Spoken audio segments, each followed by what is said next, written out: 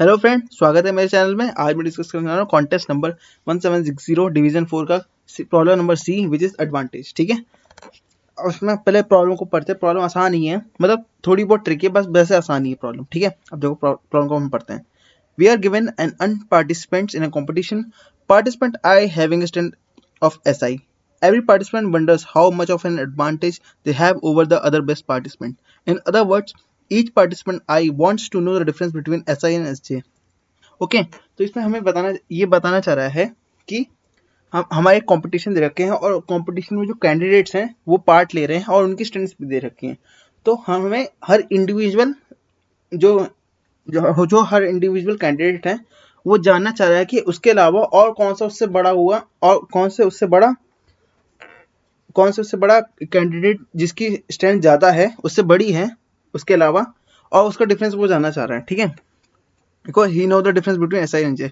और वो डिफरेंस ऐसा भी हो सकता है कि उससे बड़ा, मतलब जो हमारे पास जैसे एक कैंडिडेट था उसकी स्ट्रेंथ थी 1, और अगर उससे बड़ा भी कोई कैंडिडेट है x और उसकी स्ट्रेंथ है 6, तो मतलब अगर उसका डिफरेंस देखेंगे ना तो वो नेगेटिव भी हो सकता है। ठीक है, ये दे रखा है डिफरेंस कैन बी नेगेटिव। ठीक है, तो उसने वही बोला है कि उसको वही प्रिंट कराना है। हम एक इनपुट एक एरे में ले लेंगे और फिर उसको प्रिंट करा देंगे, बस यही पूछा है इसने क्वेश्चन में। इसने बोला है कि the sum of N over all test case does not exceed 2 × 10⁵। ठीक है, एक ही कंडीशन बोली है इसने। अब देखो इस क्वेश्चन को कैसे अप्रोच करेंगे, पहले हम समझ लेते हैं क्वेश्चन क्या कहना चाह रहा है।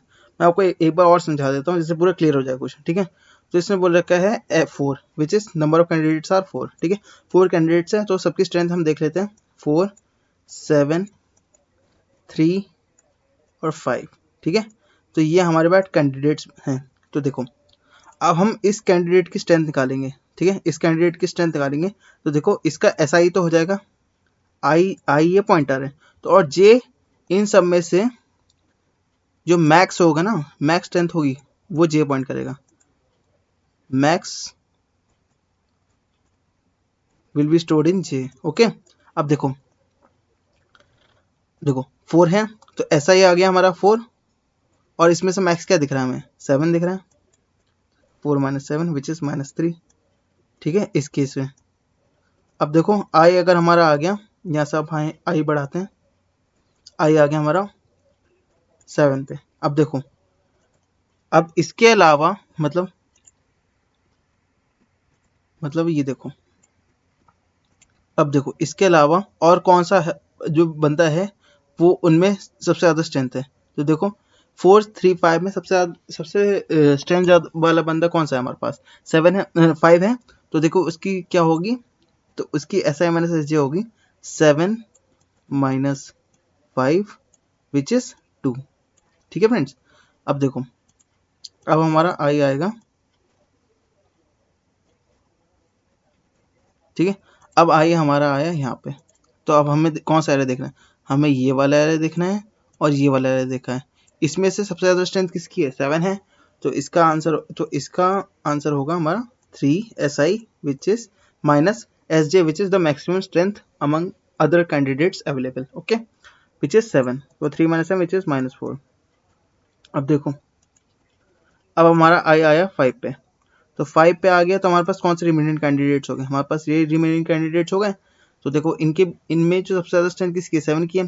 तो इसका हो जाए इसकी बारी में आंसर आएगा 5 - 7। ऐसा ही हमारा 5 है और एस जी हमारा 7 है विच इज -2। ठीक है, तो इस टेस्ट के इसका आंसर आएगा 3 - 2 3 2 -3 2 -4 -2। ठीक है फ्रेंड्स, अब देखो ये तो मैंने आपको क्वेश्चन समझाने की कोशिश करी। अब देखो इसकी हम अप्रोच क्या लगाएंगे। ठीक है, अप्रोच भी आपको समझाता हूँ, इससे पूरा क्वेश्चन पूरा क्लियर हो जाएगा। ठीक है, अब देखो जैसे ये 4, 7, 3, 5। ठीक है, हमें स्ट्रेंथ प्रिंट करानी है, मतलब स्ट्रेंथ का डिफरेंस। अब देखो अगर हम इस हम ना ब्रूट फोर्स अप्रोच आपको बताता हूँ। हम इस कैंडिडेट में हैं, हमने इसकी स्ट्रेंथ नोट कर ली x में, x इज इक्वल टू 4। फिर क्या करेंगे हम ना, ये जो रिमेनिंग एरे है इनमें से हम देखेंगे कौन सा हमारा बड़ा है। अगर हम देखेंगे सबसे बड़ा कौन सा 7 है, तो 4 - 7 विच इज -3। ठीक है, अब देखो अब हमारा आया जो पॉइंटर था वो आया 7 पे। तो हम क्या करेंगे, हमारे पास दो एरे बन गए, एक एरे ये वाला बन गया जो इससे पहले का है, और एक एरे ये वाला बन गया। ठीक है। अब हम इस वाले एरो में भी ट्रैवर्स करेंगे, इस वाले एरो में भी ट्रैवर्स करेंगे, तो इन जो दोनों एरो में से जो मैक्सिमम आएगा ना उसको हम स्टोर करा लेंगे और उसका हम डिफरेंस ले लेंगे, उससे हम डिफरेंस ले लेंगे 7 का। ठीक है, तो उसका डिफरेंस क्या आएगा 7 माइनस 5, क्योंकि 435 में सबसे ज़्यादा मैक्सिमम कौन सा 5 है, तो आगे 2। ठीक है, अगर हम ऐसी अप्रोच लगाएंगे तो देखो ये आपका ना टेस्ट जो टाइम लिमिट है वो एक्सीड हो जाएगी, तो हमें ये अप्रोच लगानी नहीं है। ठीक है, तो हम क्या अप्रोच लगा सकते हैं, हम इसमें ये अप्रोच लगाएंगे कि हम यूज़ करेंगे प्रायोरिटी क्यू का। ठीक है, अब हम यूज़ करेंगे प्रायोरिटी क्यू, जैसे 4735 है, हम अपने प्रायोरिटी क्यू में मैक्स हीप ले लेंगे। मैक्स हीप ले ली तो सबसे ऊपर क्या आएगा, मैक्सिमम एलिमेंट आएगा विच इज 7, फिर आएगा 5, फिर आएगा 3 और फिर आएगा 4। तो हम क्या करेंगे, हम पहले जाएंगे, हम पहले देखेंगे क्या हमारा ये वाला जो कैंडिडेट है ith candidate, whether ith candidate is equal to st dot top, क्या ये st डॉट टॉप की इक्वल है, क्या ये मैक्सिमम एलिमेंट है, क्योंकि st डॉट टॉप में तो हमेशा मैक्सिमम एलिमेंट होगा, क्योंकि मैक्सिम का टॉप एलिमेंट हमेशा मैक्स होता है। ठीक है, क्या देखो क्या 4 हमारा मैक्सिमम एलिमेंट के बराबर है, नहीं, 4 हमारा मैक्सिमम एलिमेंट के बराबर नहीं है, तो इस केस में हम डिफरेंस ले लेंगे 4 माइनस st डॉट टॉप, ठीक है, विच इज -3। अब देखो नेक्स्ट केस देखो, अब i हमारा आया 7 पे, i आया 7 पे, क्या देखो क्या 7 is equal to st dot top, yes. So हम इस केस में क्या करेंगे, हम करेंगे हम पहले एक x ले लेंगे वेरिएबल, उसमें हम स्टोर करा लेंगे 7 को।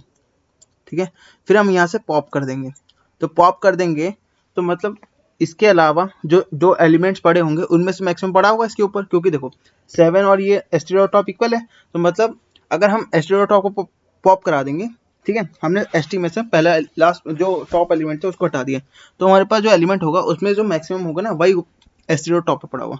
तो देखो 7 की कॉरेस्पॉन्डिंग क्या हमारे पास पड़ेगा 5 पड़ेगा, तो ये हो जाएगा 7 माइनस 5 विच इज 2। ठीक है, अब हम वापस इसे स्टोर कर देंगे, क्योंकि और कैंडिडेट्स के लिए यही हमारा मैक्सिमम एलिमेंट होगा, तो अगर हम वापस स्टोर कराएंगे तो ये हो जाएगा 7 वापस से आ जाएगा। ठीक है, बस ये चेंज करना था, बाकी पूरी अप्रोच सेम है इसमें, क्योंकि जब मैक्सिमम एलिमेंट ही हम अपने को देखेंगे कि भाई सबसे मैक्सिमम है, तो उसको ना रिमेनिंग कैंडिडेट से मैक्सिमम चाहिए, ना कि वो अपने आप से कंपेयर करने लगते हैं। ठीक है, अब देखो अब आया हमारे यहाँ पे 3 पे, आया 3 पे, तो देखिए मैक्सिमम एलिमेंट क्या पड़ा है 7 पड़ा है, तो ले लेगा 3 माइनस 7 विच इज -4। अब आया हमारा 5 पे, अब ये ले लेगा difference which is 5 minus 7 which is -2। तो इस क्वेश्चन का आंसर हो गया ये। आशा करता हूँ आपको समझ आया होगा। ठीक है, सॉल्यूशन अब इसका कोड देखते हैं, कोड भी आसानी है इसका, कोड इसका देखते हैं, 1 मिनट।